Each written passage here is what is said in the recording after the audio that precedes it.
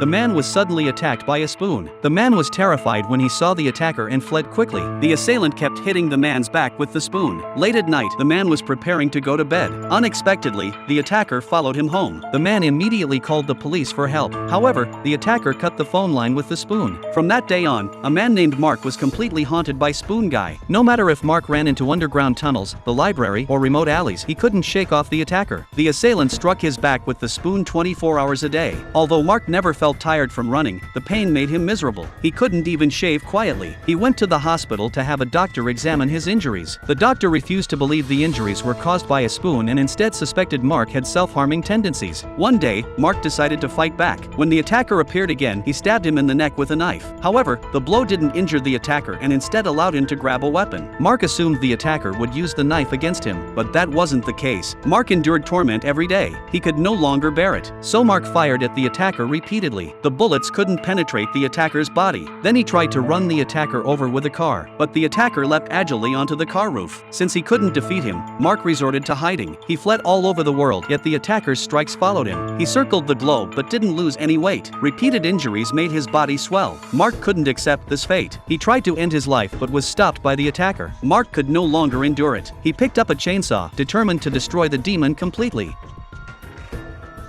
As a result, Mark temporarily became paralyzed from the waist down. His upper body still couldn't avoid the attacker's strikes. Shortly after, Mark was discharged from the hospital. He gathered a large arsenal of weapons and ammunition. He was determined to fight the attacker to the death. He tried every weapon he had. The attacker remained unharmed. They resumed their chase until Mark could no longer stand beaten. The attacker had been pursuing Mark for 13 years. On average, Mark endured about 30,000 spoon strikes every day. Suddenly, Mark thought maybe the attacker wasn't excessively violent. It was just that the spoon was too well made. Finally, the attacker struck one last time. After more than 10 years, the spoon finally broke. Mark felt immense relief. He thought he could finally escape it all, but